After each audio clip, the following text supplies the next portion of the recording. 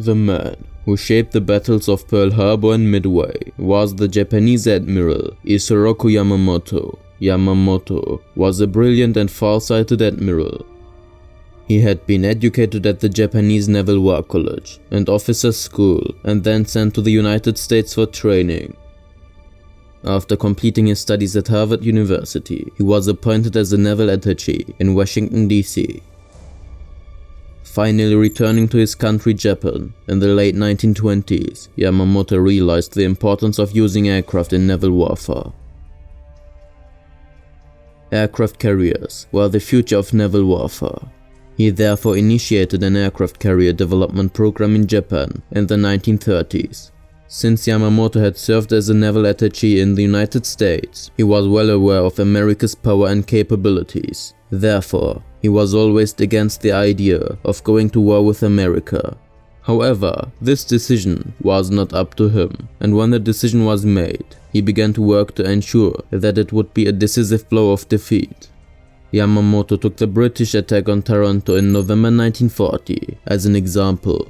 British bombers had been able to take off from aircraft carriers and sink Italian ships. Yamamoto used the same attack to destroy America's Great Pacific Fleet, specifically America's 4 aircraft carriers. But the aircraft carriers were not detected by the Japanese. If the American aircraft carriers had been destroyed that day, Japan would most likely have won the war.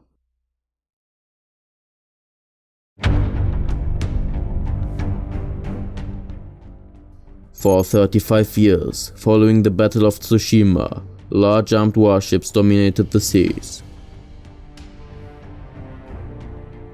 But on the 7th of December 1941, the Japanese attack on Pearl Harbor marked the beginning of a new era of naval warfare. The once fearsome battleship was now obsolete. The new dominant weapon was the aeroplane.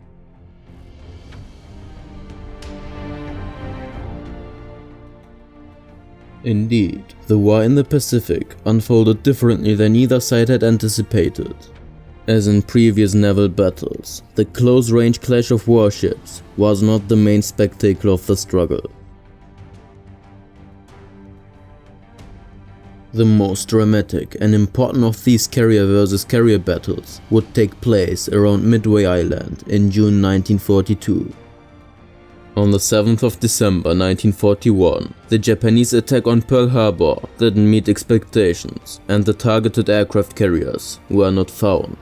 One day after the attack, on the 8th of December 1941, US President Roosevelt announced the declaration of war against the Japanese Empire in Congress.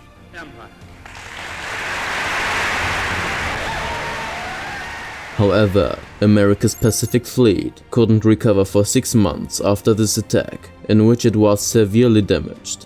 Taking advantage of this time gap, Japan seized Hong Kong, Malaya and the Philippines before the end of 1941.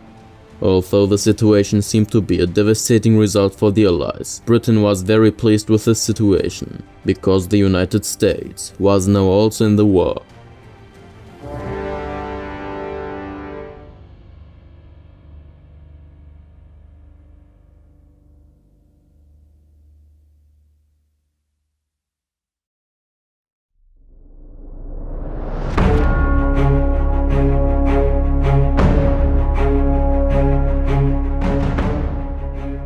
With Adolf Hitler's declaration of war on America, Britain was even more relieved. America, on the other hand, healed its wounds within 6 months and repaired its naval power by deciding on total mobilization. The Americans were furious. They were now ready for a fierce war against Japan and Germany. America first had to regain the dominance it had lost in the Pacific Ocean. Japan was now on an irreversible path too. It couldn't cede sovereignty in the Pacific Ocean to America. The way to dominate the Pacific Ocean was through aircraft carriers. Therefore, both countries were basing their planes on destroying the other side's aircraft carriers.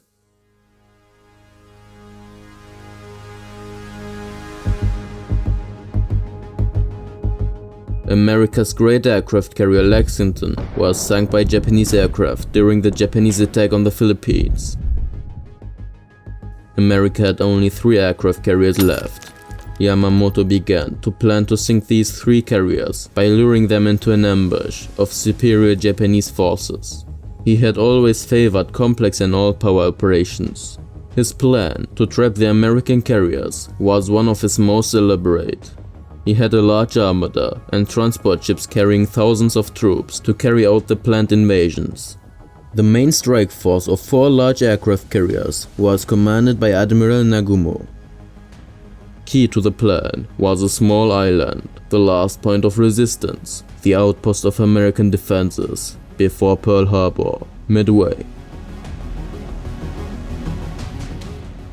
The main Japanese offensive force was to bomb and occupy the American island of Midway. Yamamoto was confident that the Americans would defend Midway and would send aircraft carriers and the remnants of the American Pacific Fleet from Pearl Harbor to Midway. At that very moment, planes from Japanese aircraft carriers would bomb American aircraft carriers, sinking them and sending them to the depths of the sea. Thus, deprived of aircraft carriers, America would have no chance of dominating the Pacific. The plan was indeed foolproof.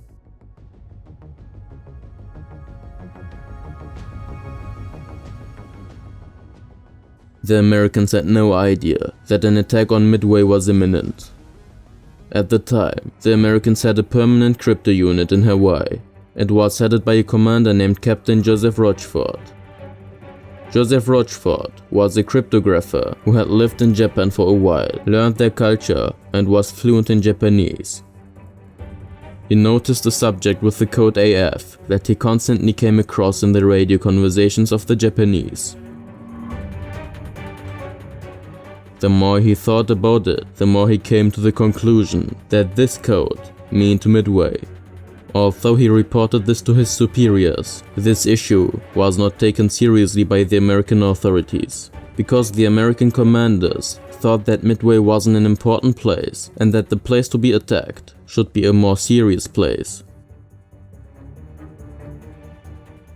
However, Captain Rochford didn't let this issue go and reached the American Navy commander Admiral Chester Nimitz. Admiral Nimitz asked the captain to prove the situation. In response, the captain sent an unencrypted radio message that there was a water shortage at Midway. Hearing this message, Japanese intelligence officers sent an encrypted message saying that there was a water shortage at AF. Thus, it was learned by the Americans that the place the Japanese were constantly referring to with the code AF was Midway Island. Upon this news, Admiral Nimitz ordered the Navy to be sent to Midway before the Japanese attacked Midway Island and to eliminate the Japanese trap with a counter-trap. He also strongly reinforced Midway Island. B-17 Flying Fortress bombers were stationed at the airfield at Midway. The mission of these bombers was to sink Japanese aircraft carriers. 3 American aircraft carriers were placed about 600 kilometers northeast of Midway Island. The American Pacific Fleet had 3 large aircraft carriers with 233 aircraft compared to 248 aircraft from 4 Japanese aircraft carriers.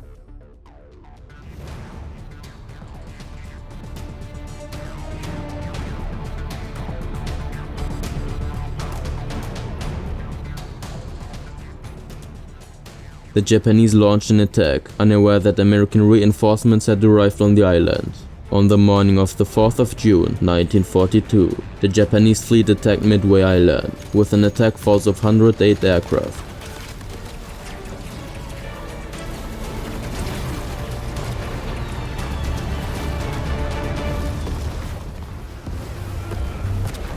These aircraft were met by American aircraft taking off from Midway. The outdated American aircraft were shot down by faster and more maneuverable Japanese aircraft.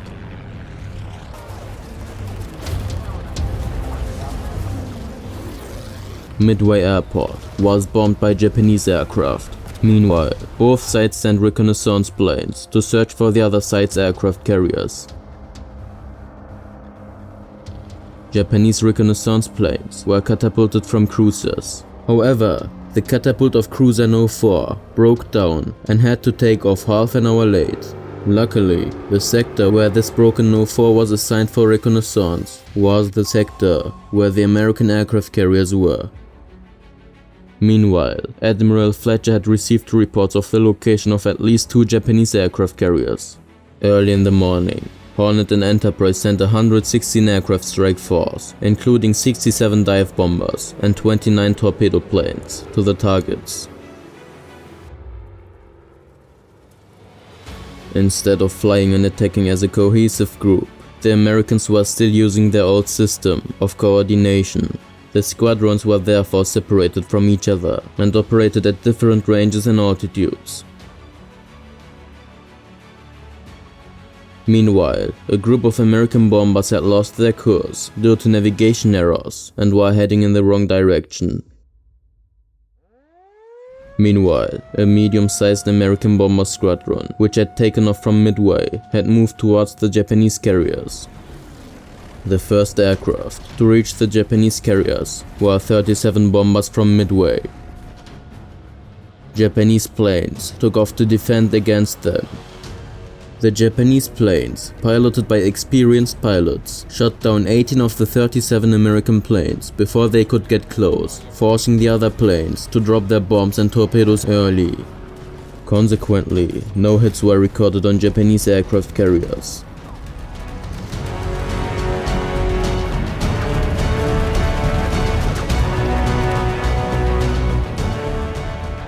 Then 14 American B-17 bombers began a high-altitude attack run.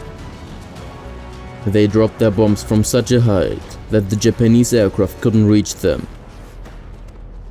However, they failed to score a single hit on any Japanese ship. Admiral Yamamoto had ordered Admiral Nagumo to keep half of his aircraft in reserve in case American carriers appeared.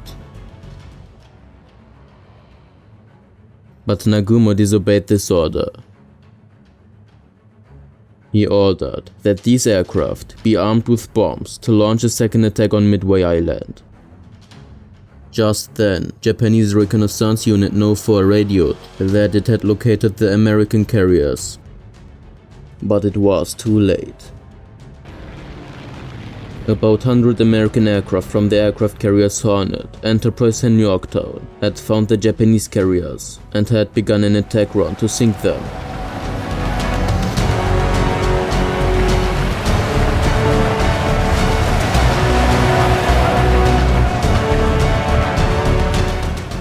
Uncoordinated and coming in waves, the dive bombers and torpedo planes made daring attacks. However, Japanese anti-aircraft guns and fighters of the Nagumo squadron shot down most of the American aircraft. About 100 American bombers attacked the Japanese carriers, but they still failed to score a lethal hit.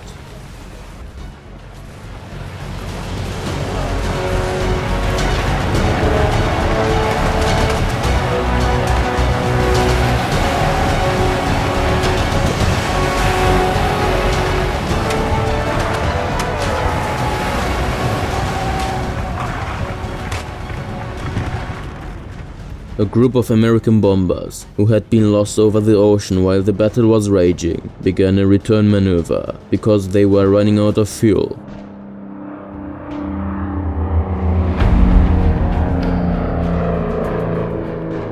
But by coincidence, on their way back, they encountered Japanese aircraft carriers. While the Japanese fighters were fighting the American torpedoes and bombers, the American bombers coming from behind took the opportunity to drop all their bombs on 3 Japanese aircraft carriers.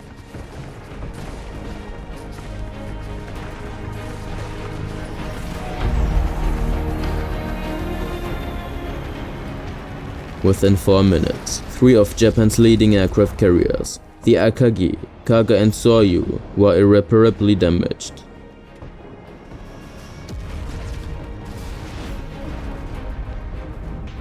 The Hiryu, the last remaining Japanese aircraft carrier, launched its last remaining dive bombers and sent them to the American aircraft carrier Yorktown.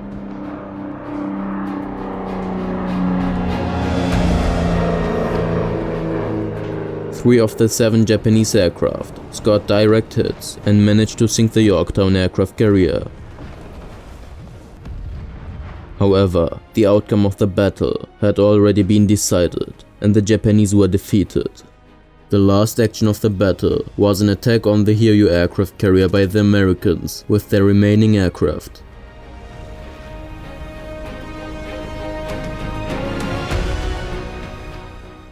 Four bombs hit the Japanese carrier and it burst into flames. By the afternoon, it was all over and America had won a decisive victory.